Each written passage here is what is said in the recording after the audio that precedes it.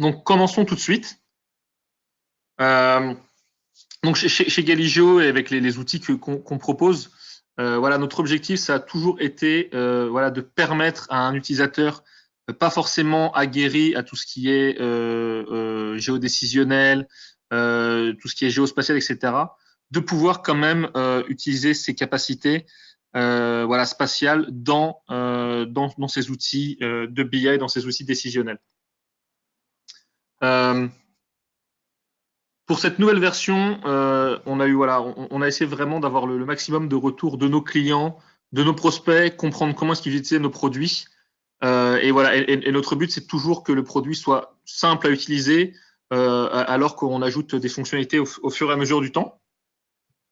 On a complètement repensé notamment la manière dont les personnes se connectent et interagissent avec les données, notamment les données géographiques, et on aura un exemple tout à l'heure dans la démonstration produit, mais aussi les données opérationnelles, donc voilà, souvent qui viennent de leur système BI, et aussi contextuelles, et comment voilà, mixer ces trois données dans l'environnement Galigio. En termes de fonctionnalités, on s'est rendu compte que voilà, le produit était quand même riche, mais que par contre, voilà, certaines fonctionnalités parfois souffraient de petits défauts. On n'avait pas forcément envisagé les choses de la bonne manière. Donc, on a retravaillé un peu ce côté expérience utilisateur, notamment pour permettre à tout un chacun, si on peut dire ça comme ça, de tirer le meilleur parti du produit. Donc, on va commencer tout de suite avec les nouveautés. Donc, voilà quelques slides et à la fin, on passera sur évidemment la démonstration produit que vous attendez tous. Donc, la première grosse fonctionnalité, et ça c'est quelque chose d'assez important, c'est que on a mis notre propre serveur SIG à l'intérieur de Galigio. Qu'est-ce que ça veut dire? Ça veut dire qu'aujourd'hui, le gestionnaire de couches, hein, tel que vous le connaissez déjà peut-être, voilà, aujourd'hui est vraiment propulsé par un serveur SIG et en fait lui permet de gérer un catalogue de couches et de différents services géographiques venant de différentes sources, hein, que ce soit des fichiers plats comme des Shapefile, des GeoJSON, mais aussi des services, des web services géographiques qui peuvent venir d'Esri, mais aussi de standards OGC comme le WMS, le WFS, et même directement de bases de données, par exemple faire des requêtes spatiales sur du PostGIS, du Oracle. Et donc voilà, ça permet à Galigio en fait de récupérer toutes ces données-là et d'en exposer des maps services. Et voilà, qui permettent de directement utiliser, vous pouvez directement utiliser ces maps services dans l'outil Galigio pour afficher vos différentes couches géographiques. Donc bien sûr, ça c'est une question qu'on a déjà eue en amont en discutant avec certains clients. Le produit continue de fonctionner avec des serveurs SIG tiers. Hein. Si vous avez chez vous un ArcGIS serveur en place, vous pouvez bien sûr toujours continuer à l'utiliser pour gérer votre donnée cartographique. Mais dans l'éventualité où vous n'auriez pas un serveur géographique disponible et on sait que travailler avec des fichiers plats quelque part sur un serveur, c'est pas optimal. Voilà, vous pouvez vous servir de Galigio vraiment comme d'un serveur SIG pour administrer et gérer vos différentes couches géographiques. En fait, si je comprends bien, Vincent, si je le traduis avec des mots peut-être plus simples et moins techniques, ça signifie en fait qu'on accepte en fait de multiples formats de données géographiques. C'est bien ça? C'est ça, tout à fait. Et la particularité, c'est qu'au-dessus en fait de ces formats géographiques, Galigio va lui-même exposer ses propres maps services qui seront utilisables dans l'application, mais qui peuvent être même potentiellement réutilisables en dehors de Galigio. Ok, super. On passe donc à une deuxième fonctionnalité, qui sera plus intéressante évidemment à voir en démonstration. C'est cette possibilité de personnaliser un petit peu l'apparence du produit Galigio, voilà, de modifier les couleurs. Voilà, on s'est rendu compte que le vert Galigio n'était pas forcément le vert le plus séduisant une fois intégré dans un dashboard, etc. Donc vous avez cette possibilité aujourd'hui, voilà, de pouvoir modifier des couleurs, les écrans de chargement, voilà, modifier certains logos pour vous permettre d'adapter le produit à votre charte graphique ou même voilà, de mieux l'intégrer au sein de vos dashboards. Voilà, ce qui permettra de favoriser l'adoption de l'outil parce que voilà, il sera mieux intégré d'un point de vue visuel à vos dashboards. Ça rejoint un petit peu ce que je disais tout à l'heure. On peut maintenant directement requêter ces données géographiques depuis des bases de données. Donc Oracle, aujourd'hui, ce que l'on supporte, c'est Oracle et Postgre, PostGIS. Et en fait, il y a toute une interface voilà, qu'on a développée qui permet en fait à un utilisateur de taper ses requêtes SQL. Alors forcément, c'est pas forcément un utilisateur lambda qui va faire ça. Et voilà, il va être guidé par une coloration syntaxique, il va pouvoir tester ses requêtes directement dans Galigio, et ensuite l'outil Galigio se chargera de lui-même jouer les requêtes en base pour récupérer les différentes données dont il a besoin. Et donc voilà, les requêtes vont être dynamiques. L'outil Galigio étant capable d'insérer à la volée des filtres, etc., pour éviter de ramener toutes les données. Donc c'est une nouvelle possibilité pour importer des couches géographiques. Avant, on avait les fichiers plats et les serveurs SIG. Maintenant, on peut directement se connecter à ces bases de données et récupérer des données géographiques. On a également la possibilité d'ajouter de nouveaux filtres directement sur la carte. Ça, c'est quelque chose qu'on avait déjà dans notre produit standalone et qui était beaucoup demandé dans les versions de Galigio embarquées, notamment dans SAP et dans IBM. On a maintenant la possibilité de créer des filtres de type Excel basés sur n'importe quel jeu de données et qui vont s'ajouter en haut de la carte. Donc, on va pouvoir directement accéder à l'information la plus pertinente en activant ces filtres-là, sachant qu'un filtre sur une source de données peut en filtrer d'autres. Et donc, c'est très intéressant parce que ça permet, voilà, si je veux donner un exemple concret, mais on verra ça dans la démonstration produit tout à l'heure. Supposons que j'importe mon propre jeu de données Excel dans la carte. Donc, ce jeu de données Excel n'est pas disponible ailleurs dans le reste du dashboard. J'avais pas la possibilité de créer des filtres dessus si je voulais voir que certaines choses. Maintenant, je vais avoir cette possibilité-là pour mieux maîtriser ma donnée et accéder à l'information la plus pertinente. Le gestionnaire de territoire, ça c'est intéressant qu'on en parle. Ça fait un moment en fait que dans notre outil Analytics, on a intégré un outil un peu plus métier qu'on appelle le gestionnaire de territoire, et donc qui permet, comme son nom l'indique, de créer et de gérer des territoires de manière simple et intuitive. Donc gérer un territoire, c'est quoi? Ça peut être un territoire commercial ou ça peut être une sectorisation scolaire. Voilà, c'est différents exemples que je peux citer. Ça peut être des zones de chalandise dans le cas d'une personne qui travaillerait dans le retail.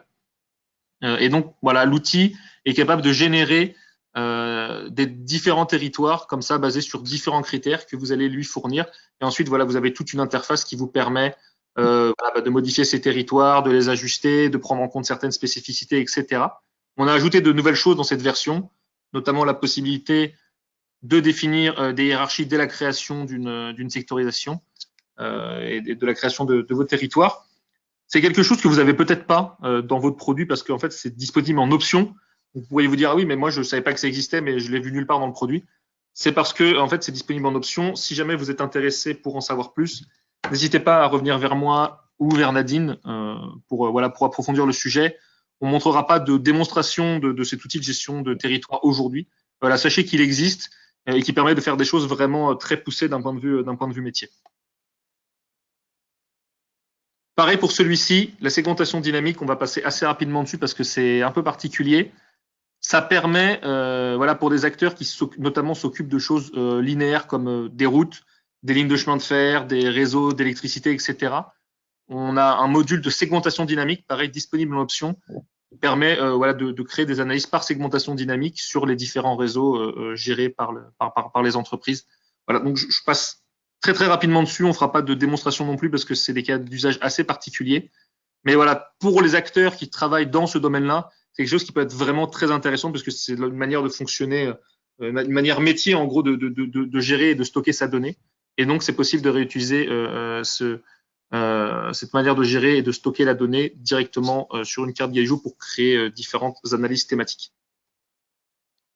On a travaillé avec des clients early adopters sur cette version dont vous voyez deux noms en bas de l'écran.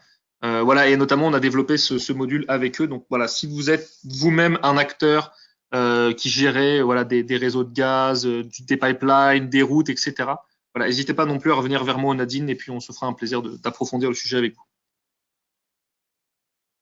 Dernier point, bien sûr, les fonctionnalités, c'est bien, mais il faut qu'elles soient évidemment utilisables dans le produit. Et par rapport à ça, voilà, on essaie toujours de travailler sur cette expérience utilisateur, afin de renforcer l'adoption et l'adoption de l'utilisation du produit. Donc, on a notamment beaucoup travaillé sur le côté performance et on continue, on a des nouveaux projets là-dessus. Donc là, on a beaucoup focalisé sur le temps de chargement que prennent les différentes sources de données, notamment opérationnelles et géographiques, afin de réduire leur temps de chargement et d'éviter notamment, alors, voilà, ça va peut-être pas parler à tout le monde, mais notamment ceux qui sont aujourd'hui dans nos environnements SAP BI. Parfois, on a la carte qui saute un petit peu quand on ouvre un rapport. Alors, on a vraiment travaillé là-dessus pour entre guillemets, mais intégrer mieux visuellement et éviter voilà, des petits entre guillemets bugs visuels qui peuvent être un peu dérangeants à l'utilisation. Et voilà, notamment voilà, ce côté performance, réduire le temps de chargement voilà, de 30 à 40% en moyenne. Et bien sûr, voilà, ça c'est une question qu'on a très régulièrement. Hein. Quel risque les clients nous demandent? Moi j'ai la G18, elle est stable. Est-ce que passer en G19 maintenant c'est pertinent? Donc évidemment, nous on a passé la G19 à travers nos différents outils de test et de qualité. Et voilà, il y a pas de régression. Les fonctionnalités que vous aviez avant, elles sont toujours là dans le produit, dont voici quelques-unes. Voilà, vous aviez l'habitude de travailler avec des cartes de chaleur, de faire voilà du clustering, de créer des séries temporelles, de faire de la sélection, d'annoter votre carte, d'imprimer, voilà, import de données, les cartes de flux, etc. Tout ça est bien sûr encore dans le produit. Et vous pouvez voilà tranquillement passer de G18, même d'avant, hein, à la nouvelle version G19, sans risquer de perdre en fonctionnalité ou sans risquer de casser certaines cartes que vous auriez déjà créées. On va passer à la démonstration produit. Alors, je vais passer sur ma carte, hop, rapidement. Donc voilà, donc cette démonstration produit, elle portera sur voilà, ce sont un jeu de données basé sur des différents faits qui se sont passés dans la ville de Paris. Quand je dis faits, en fait, notamment, ce sont ce qu'on pourrait dire appeler des crimes. Donc ça va être voilà, tout ce qui va être pickpocketage, etc., etc. Et on va voir entre guillemets par rapport à ce jeu de données explorer les différentes nouveautés qu'on a pu voir un petit peu là dans les slides. Donc je commence très rapidement. Donc là on retrouve un petit peu l'interface. Déjà ce qu'on peut voir c'est qu'elle a été personnalisée en termes de couleurs. Là on voit que les boutons sont bleus alors que voilà vous étiez peut-être habitué au vert Galigio, donc je vous montrerai un petit peu tout à l'heure l'assistant le thème manager, mais voilà on en a un exemple ici. Alors, je vais commencer par mes différentes thématiques. Donc, ça, évidemment, c'est des choses que vous connaissez déjà. Donc, je veux juste faire un petit rappel parce que je suis passé, voilà, dans mon rôle chez Galigio, voilà, j'essaie de beaucoup communiquer avec les clients, comprendre un petit peu leurs besoins et comment ils utilisent le produit. Et ce qu'on a notamment, voilà, on remarque souvent, c'est qu'ils chargent beaucoup de données. Et ils n'ont pas forcément les meilleurs rendus visuels parce que voilà, il y a souvent de la donnée qui sont les unes sur les autres, etc. Je vais vous en montrer un exemple maintenant. Je vais charger voilà différents types de crimes qu'il y a eu sur la ville de Paris. Donc on voit que ouais, alors évidemment, vous pouvez vous en douter, hein, c'est un jeu de données qui est agrégé sur plusieurs mois et évidemment les données ont été anonymisées. Si je zoome un peu, on peut voir voilà les différents icônes, on voit voilà des petits voleurs avec des voitures, etc., etc. Voilà, ça rappelle que bien sûr vous pouvez personnaliser vos cartes en rajoutant vos propres icônes, mettre des couleurs, etc., etc. Mais voilà, on a une carte qui est assez difficile à utiliser, notamment parce que il y a beaucoup trop d'icônes. Donc je vous rappelle que bien sûr on a des outils pour permettre de mieux visualiser les choses, qui sont notamment les cartes de chaleur, qui permettent d'agréger l'information afin justement de pouvoir dégager des grandes tendances, des endroits où il faudrait voilà plus se focaliser parce que c'est à ces endroits-là qu'il y a eu notamment par exemple là le plus de crimes, ça pourrait être là où il y a le plus de chiffre d'affaires, là où il y a le plus de population, là où je distribue le plus de subventions, etc., etc. Et on a là aussi où j'ai le plus de clients, par exemple. Là où j'ai le plus de clients, voilà, tout à fait. D'accord. Et on a aussi évidemment le mode cluster qui lui agrège l'information un petit peu. Je vais mettre un petit peu plus d'opacité. Qui agrège l'information voilà sous forme voilà de cluster comme son nom l'indique et qui permet ensuite de savoir exactement combien il y a eu ici voilà de crimes, ça voilà exactement comme la carte de chaleur, combien j'ai de clients dans cette zone, etc., etc. Et tout ça est dynamique quand je clique voilà entre guillemets j'éclate mon cluster et j'accède à une information de plus en plus granulaire jusqu'à arriver vraiment au niveau rue et quand vraiment voilà parfois j'ai des choses qui sont proches. Mon cluster s'éclate automatiquement pour me montrer ces deux informations. Voilà, donc là, je voulais juste rappeler un petit peu ce côté voilà, représentation de l'information parce que, bah, évidemment, arriver sur une carte et voir ça, voilà, c'est pas forcément ce qu'il y a de plus pertinent. Bien sûr, dans les fonctionnalités qu'on a, hein, une qui est aussi assez sous-utilisée, c'est les séries temporelles, qui pourtant assez facile à actionner. Hein. Ici, il suffit d'aller ici dans les séries temporelles, de choisir son jeu de données, sur quelle dimension on veut animer ces données, et ensuite récupérer ici le filtre qui a été fait, le lancer, et là, on va voir automatiquement que mes données vont s'animer sur la carte au fur et à mesure. Donc voilà, c'est quelque chose qui est faisable en seulement quelques clics et qui peut apporter beaucoup de valeur pour comprendre comment, bah voilà, comment voilà, notre métier, comment nos données ont évolué à travers le temps. Et donc là, vous avez ce double regard à la fois spatial et temporel qui voilà, vous permet vraiment d'accéder à une information très poussée et très pertinente. On va passer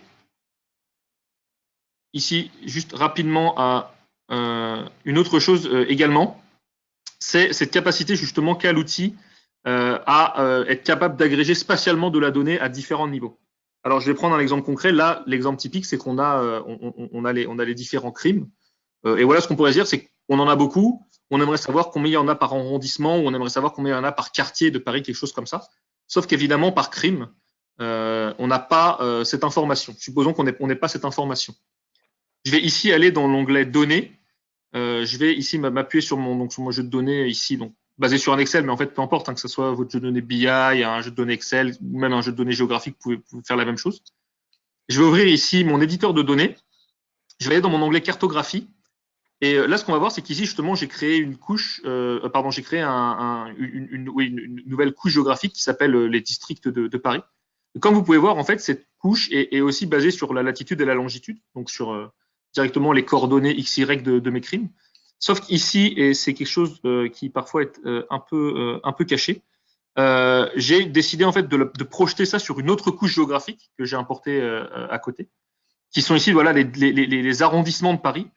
Et donc automatiquement, l'outil Galigeo va permettre de projeter vos points sur cette couche géographique, ce qui permet en fait d'afficher un niveau des données à un niveau géographique, même si vous n'avez pas cette information de ce niveau géographique sur la carte. Donc là, si je sauvegarde et que je ferme, j'ai déjà bien évidemment créé mathématiques. C'est qu'ici, automatiquement, je vais pouvoir afficher, par exemple, le nombre de crimes par arrondissement. Non, ici, pardon, c'est par quartier, automatiquement à la volée. Donc voilà, si demain j'ai de nouvelles données qui arrivent, et bien là, évidemment, mes couleurs risquent de changer parce qu'évidemment, tout ça, tout ce côté projection est fait à la volée et permet justement d'accéder à de l'information, voilà, de l'information beaucoup plus macro et de savoir que on a eu voilà ce nombre-là d'incidents dans tel arrondissement, dans tel quartier de Paris. Et donc vous voyez, c'est quelque chose d'extrêmement simple à faire et de très puissant parce que là, je l'ai mis sur les quartiers, mais j'aurais pu le faire sur les arrondissements. Si j'avais des données sur toute la France, j'aurais pu le faire automatiquement sur les communes, même j'aurais pu le faire sur une zone voilà administrative, on va dire non entre guillemets réglementaire que j'ai moi-même créée parce que j'ai moi-même par exemple utilisé l'outil de gestionnaire de territoire pour me créer mes nouveaux territoires. Voilà, je pourrais automatiquement projeter mes indicateurs dessus à la volée en utilisant cette fonctionnalité. Donc voilà qui est évidemment voilà évidemment très intéressante pour enrichir ces cartes et ces analyses thématiques. Également aussi quelque chose que je vais pouvoir faire. Alors là, on va passer un petit peu plus dans la partie, voilà, une petite partie qui va se passer dans l'administration, qui n'est pas évidemment le plus fun à voir, si on peut dire ça comme ça. Mais en fait, évidemment, beaucoup des nouvelles fonctionnalités de la G19, finalement, se passe en partie dans l'outil d'administration. Voilà, alors je vais prendre un exemple concret. Je vais réafficher mes crimes et je vais dire, bon, très bien. Là, j'ai mes différents crimes. Je vais enlever ma série temporelle. J'ai un certain nombre de crimes. Ce que j'aimerais maintenant, c'est peut-être, je suis allé sur le site d'Open Data Paris et j'ai récupéré un jeu de données géographique qui me dit juste, qui répertorie les lieux de vie. Voilà ce que la ville de Paris considère comme des lieux de vie. C'est les places où on va voir plusieurs bars, plusieurs magasins, etc., etc. Donc, j'ai importé, bien évidemment, ce jeu de données en avance là qui s'appelle Place Importante. Je vais aller rapidement dans l'assistant thématique pour en créer. Donc, l'assistant thématique que vous connaissez peut-être déjà. Donc, je vais appeler ça Place Importante. Hop. Je vais choisir ici mon jeu de données, Place Importante. La symbologie, on va choisir très rapidement quelque chose. Voilà, choisissons ça. Hop là.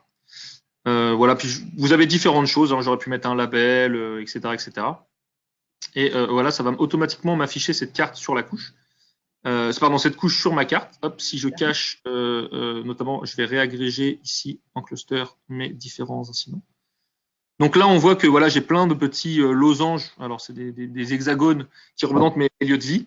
Et donc là, ce que j'aimerais faire, c'est me dire, très bien, par exemple, ce que j'aimerais faire, c'est être capable de filtrer, par exemple, ces lieux de vie. C'est un jeu de données que je viens d'importer.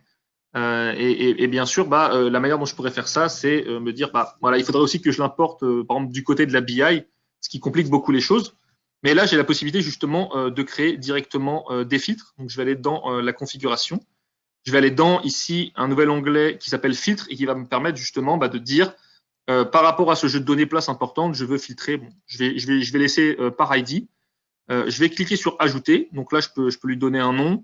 Donc là, le nom s'appelle ID. Donc je vais appeler ça lieu de vie par exemple. Donc ça va être le nom de mon filtre. Là, je peux choisir le type. Est-ce que je peux choisir qu'une seule valeur, plusieurs valeurs? Est-ce que je pourrais filtrer d'autres jeux de données? Est-ce que je pourrais filtrer ce filtre combien de jeux de données? Il en filtre un, il en filtre plusieurs, etc., etc. Donc très bien, je vais fermer. Hop, et là, normalement, je vais juste rafraîchir ma carte. Et ce qu'on va voir apparaître en haut, c'est justement, voilà, on voit un filtre ici apparaître, ce qui va me permettre justement de filtrer ces différents lieux de vie et de dire, moi, ce que j'aimerais, par exemple, c'est, j'aimerais, voilà, j'en prends un au hasard parce qu'évidemment, j'ai choisi l'ID et je ne les connais pas. Donc, je vais en prendre deux. Voilà, supposons j'en prenne que deux. Et là, évidemment, je ne sais pas où ils sont, mais voilà, donc normalement, j'ai plus que ces deux-là. Ah, ils sont ici. Donc voilà, donc là, j'ai plus que ces deux lieux de vie, voilà, qui sont filtrés. Et donc, ça me permet justement ici d'actionner des filtres qui n'étaient pas habituellement actionnables sur la carte. Et par exemple, je pourrais me dire, voilà, ce que je vais faire, c'est je vais me servir de ces filtres-là pour faire de la sélection et extraire. Hop là, et par exemple, pour extraire toutes les données qui sont à moins de 5 km de ces lieux de vie. Alors 5 km, c'est peut-être un peu beaucoup. On va prendre 2 km de ces différents lieux de vie. Je clique ici, ça me génère mon cercle de vol d'oiseau. Et automatiquement, voilà, ça va me sélectionner. Ah, je me suis juste trompé, je n'aurais pas dû choisir place importante ici. Hop, et j'aurais plutôt dû choisir justement le type de crime. Je recommence juste rapidement. Hop, je vais cliquer et automatiquement, voilà, ça va me sélectionner tous mes incidents. Et donc voilà, ici, c'est l'outil de sélection qui vous permet d'extraire ces incidents, de les exporter, ou voilà, si vous avez déjà préparé des géorapports qui peut permettre, par exemple, d'ouvrir un autre rapport, cartographique ou non, hein, mais qui va plus s'appesantir, par exemple, sur les différents crimes. Évidemment, ce rapport qui sera filtré uniquement avec cette sélection géographique que je viendrai de faire. Donc voilà, donc là, on vient de voir un exemple de filtre. Voilà, donc les filtres s'ajoutent de manière très très simple à travers l'outil de configuration.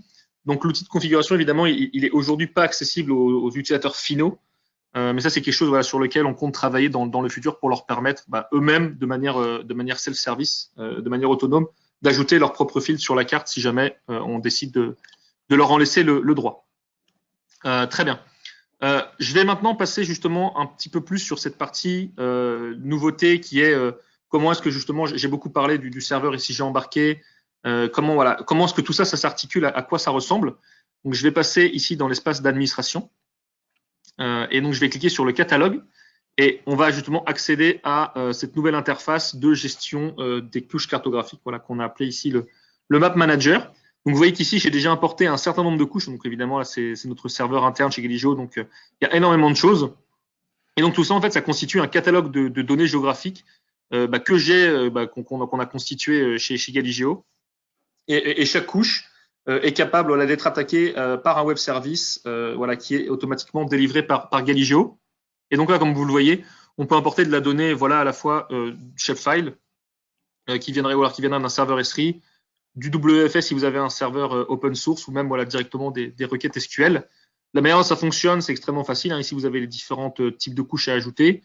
Je ne vais pas le faire là pour la démonstration, mais voilà, c'est juste cliquer, sélectionner soit son fichier si c'est un shapefile, soit entrer l'URL de son map service si c'est un service S3. Et ensuite, une fois que la couche est importée, je vais cliquer sur celle-ci. Vous arrivez dans une interface qui ressemble à peu près à ça, où là, vous allez pouvoir vraiment gérer la couche, lui donner un nom. Vous voyez qui est-ce qui l'a importé. Vous pouvez modifier, si par exemple si c'est un fichier shapefile, vous pouvez directement modifier la source du shapefile ici. C'est quelque chose de plutôt pratique parce que jusqu'à maintenant, il fallait aller à la main sur le serveur et remplacer le fichier directement, écraser le fichier directement. Là, vous pouvez directement faire ça depuis l'interface. Vous pouvez ajouter une description, voilà, des métadonnées, choisir un champ de jointure par défaut. Vous pouvez lui mettre voilà, ce qu'on appelle des tags qui vous permet ensuite de mieux les retrouver quand vous avez beaucoup de données, que vous voulez les filtrer, etc. Et voilà, vous avez différentes choses aussi également, la symbologie par défaut, à quel seuil de visibilité cette couche est disponible. Et donc voilà, ça s'utilise vraiment, ça peut vraiment s'utiliser comme un serveur SIG pour gérer vos différents catalogues de données, parce que peut-être voilà, on a pas mal de clients qui mixent à la fois des choses venant voilà, d'un serveur SIG avec des shapefiles qu'ils ont récupérés, avec des services open data, etc. Donc ils peuvent tout centraliser maintenant ici dans le Galigeo Manager et même potentiellement à terme utiliser le Galigeo Manager comme leur serveur SIG principal pour en tout cas servir des différents map services et différents jeux de données. Et donc évidemment, une fois que vous avez importé tout ça, eh bien vous pouvez vous les retrouver de manière standard dans l'application Galigeo. Une autre nouveauté ici aussi à laquelle on accède depuis l'administration, c'est ici le gestionnaire de thèmes. Donc voilà, je vais pas non plus y passer énormément de temps. C'est quelque chose qui vous permet de manière assez simple, par exemple, l'exemple typique ici par exemple, de pouvoir changer quelle est la couleur principale des boutons. Alors mettons des choses au hasard, un peu de orange, l'autre couleur, voilà, mettons du vert, etc., etc. Vous pouvez aussi choisir la couleur des icônes. Vous avez aussi par exemple la possibilité de choisir la fiche info qui s'ouvre sur la droite. Est-ce qu'elle a une taille maximum, une taille minimum, etc. Une fois que tout ça c'est fait, vous avez juste besoin de cliquer ici sur le thème et on voit déjà ici que la couleur a changé. Et si je reviens sur ma carte et que je la rafraîchis, on voit ici les nouvelles couleurs, pas forcément très harmonieuses que j'ai définies.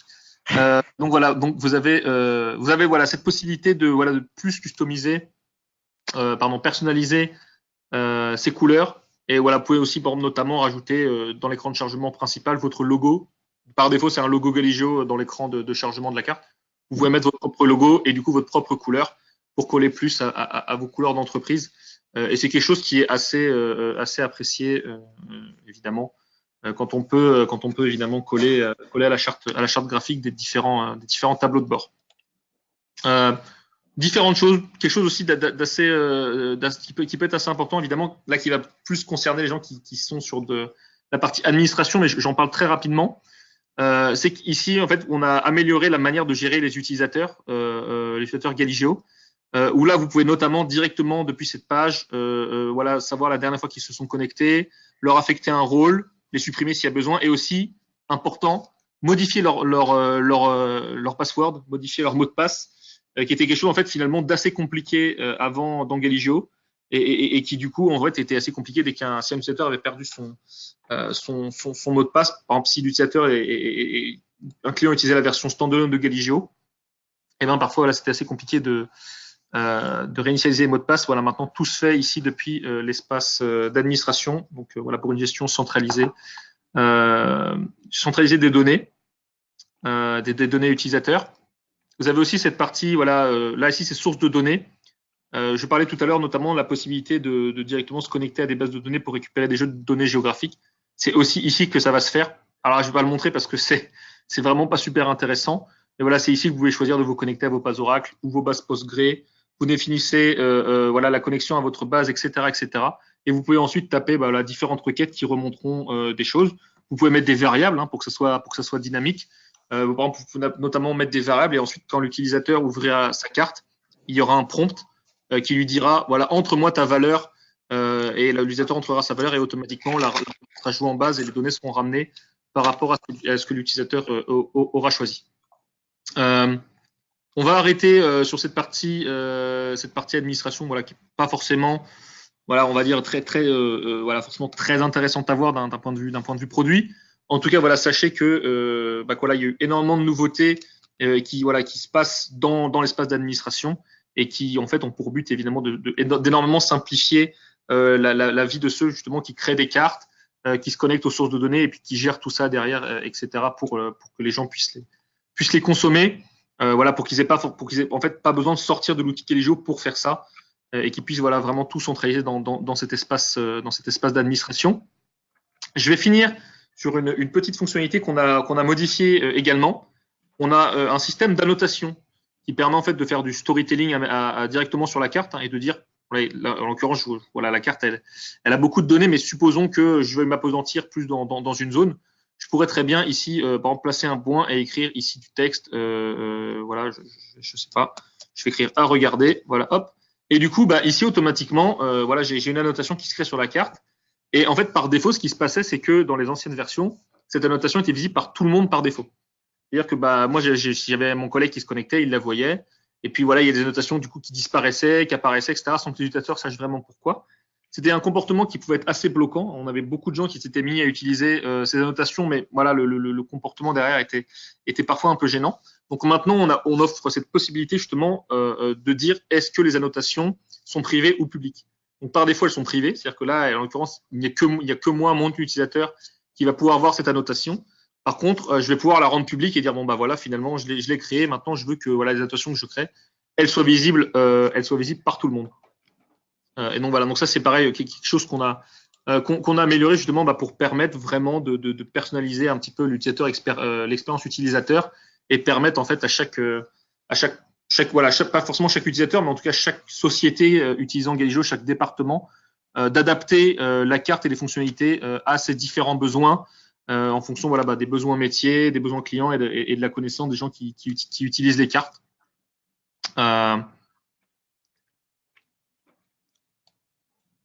Voilà pour la démonstration. Je vois qu'il reste à peu près un tout petit peu plus que 5 minutes. J'ai beaucoup de questions. D'accord. Alors, écoutez, on va les prendre maintenant. Alors, la première question qu'on me pose, c'est peut-on toujours se connecter aux données Esri? Alors oui, alors tout à fait. Hein, on peut toujours se connecter aux données Esri. Comme je l'ai dit dans le slide d'introduction là du Map Manager. Le serveur Galijo peut faire office de serveur SIG, mais bien sûr, si vous avez un serveur SIG déjà en place dans lequel vous gérez vos map services, vous pouvez bien sûr continuer à l'utiliser de la même manière que dans les versions précédentes de Galijo. Là-dessus, il n'y a pas de problème. La deuxième question, c'est peut-on utiliser tout type d'objet pour poser des indicateurs? Entre parenthèses, découpage métier, entrepôt, magasin, etc. Alors, tout à fait, ça c'est une des forces, hein, justement, un des points forts de notre produit, c'est de permettre en fait à un utilisateur d'importer en fait la donnée qu'il veut sur la carte et évidemment d'appliquer ces différentes métriques, ces différentes mesures, ces KPI directement sur les différentes choses qu'il veut voir sur la carte. Donc, si c'est des magasins, évidemment, il peut le faire. Si c'est des arrondissements, si c'est des quartiers, si c'est des départements, si c'est des sectorisations commerciales qui sont propres à son entreprise, il peut importer tout ça sur la carte Galijo, bien entendu. Okay. Pareil si c'est des lignes de chemin de fer, etc. Une autre question, peut-on simplifier le nombre de fonctionnalités en fonction des profils? Alors, on peut le faire. Alors, en tout cas, on a commencé à le faire. Je peux le montrer très rapidement. C'est ici, dans la liste des panneaux, on a justement commencé en fonction de différents niveaux d'utilisateurs, à leur dire qui a le droit de voir quoi. Certains ont le droit de voir la notation, d'autres non, d'autres qui vont voir dans le chapitre de territoire. Alors évidemment, après, est-ce que dans tel panneau, tel bouton sera visible ou pas? Là, on n'est pas encore à ce niveau de granularité-là. Mais bien sûr, évidemment, c'est ce qu'on essaye de faire, hein, c'est ce qu'on essaie de pousser. Mais en tout cas, aujourd'hui, on a cette possibilité en tout cas, configurer par profil certains types de panneaux visibles ou non. On me demande également quelle démarche faut-il faire pour faire un essai? Alors, ça, c'est une très bonne question. Donc, en effet, le produit Galijo G19, que vous cherchiez à l'utiliser en standalone, donc tout seul, que vous le vouliez embarquer dans SAP BI ou alors que vous le vouliez embarquer dans IBM Cognos, et même si vous voulez l'utiliser à travers l'API, on en parlera peut-être une minute si j'ai le temps à la fin. Vous allez directement sur notre site web galijo.com. Vous avez différents menus en haut qui vous permettent d'accéder à l'outil dans SAP, l'outil dans IBM, etc. Et chaque page propose un téléchargement gratuit avec un essai de 30 jours. Donc vous pouvez commencer par là si vous voulez tester le produit. Sachant que le produit, il est très light en termes d'infrastructure. Voilà, si je peux résumer ça très simplement, c'est simplement une web app à déployer sur un serveur et automatiquement l'outil se met à marcher directement à travers des URL dans votre navigateur. Donc voilà, il n'y a pas besoin de mettre en place quelque chose d'un point de vue infrastructure pour l'essayer. Alors, est-ce que l'offre fonctionne en mobilité? Alors tout à fait, ça fonctionne en mobilité. Donc ça c'est quelque chose qu'on a traité depuis le début. C'est-à-dire que la carte est responsive. Hein, si vous êtes sur tablette, que vous utilisez vos doigts pour la manipuler, pour zoomer, etc., pour cliquer, bien entendu, tout ça va fonctionner. Voilà, sur mobile, on a aussi parfois plus des contraintes, notamment de performance, parce que les outils, parfois les tablettes, surtout quand elles sont un peu vieillissantes, sont moins puissantes. Après, ça dépend vraiment de ce que vous avez comme tablette, mais vous pouvez bien sûr utiliser Galigeo sur votre tablette. Voilà, j'aimerais même dire sur votre téléphone portable, mais là, ça va être un peu plus compliqué parce que l'écran va être un peu petit pour vraiment tout maîtriser, mais voilà, sur tablette, en tout cas, ça marche très bien. Vite, Vincent, j'ai encore beaucoup de questions. Galigeo est-il interfaçable via des API sur les différentes sources de données? Alors, si la question c'est est-ce qu'on peut connecter… Attends, il y a un complément de question. Est-ce que la solution peut être embarquée sur une page web? Bien sûr, tout à fait. Alors justement, ça c'est… alors je vais rapidement revenir dans mes slides et montrer celui-ci. C'est justement… donc là, je parlais, donc voilà, ça parle du téléchargement. Depuis l'année dernière, on a une offre qui s'appelle l'API. API en fait, et qu'est-ce que c'est en fait? C'est assez simple. C'est cette possibilité d'utiliser toutes les fonctionnalités de Galigeo J19 que vous avez vues aujourd'hui, mais où vous voulez.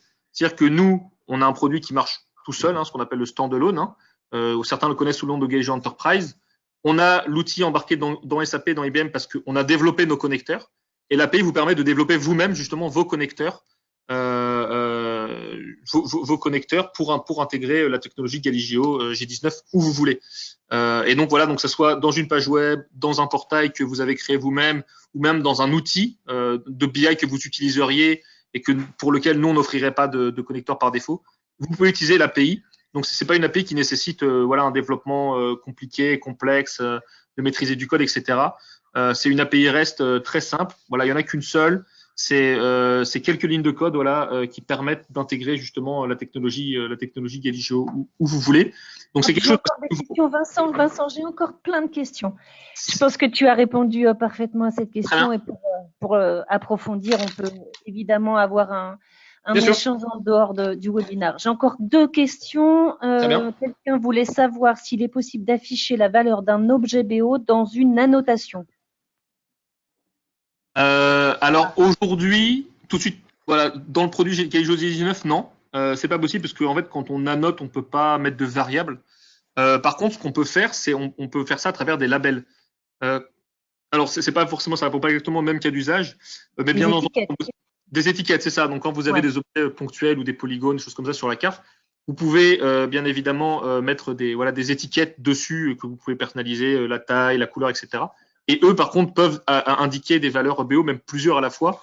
Et vous pouvez mélanger votre propre texte avec des valeurs, etc. Voilà, c'est faisable à travers les étiquettes. D'accord. Je crois que j'ai encore une question et il me semble que ce sera la dernière. Très bien. Avez-vous une application G19 pour Salesforce en plus de SAP et de IBM, pardon? Peut-être je vais y répondre. Vas-y, ouais.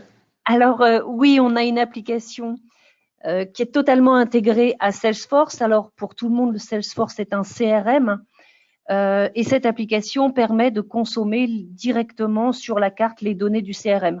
Donc là, tout ce qu'on vous a montré, ce sont des fonctionnalités qui sont donc intégrées plutôt dans les outils BI ou dans des versions standalone.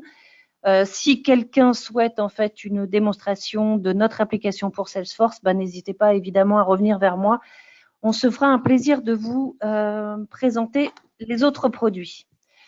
Enfin, quelle est la compatibilité de Galigeo G19 pour SAP? Quel service pack de la 4.2? Alors, très bonne question. Donc là, aujourd'hui, ce qu'on présente aujourd'hui, donc est compatible avec 4.2, tous les services packs jusqu'au 6. Sachant que là, nous, en interne, on est en train de valider la compatibilité avec le Service Pack 7, qui est déjà sorti. Donc là, voilà, donc nous, on l'a installé, on est en train de, voilà, on a des tests automatisés qui vérifient qu'il n'y a pas des problèmes de régression, etc. Donc pour l'instant, on n'en a trouvé aucun. Donc a priori, le service Pack 7, voilà, et ce sera entre guillemets officialisé. On officialisera le support du service Pack 7 voilà, dans quelques jours, peut-être la semaine prochaine.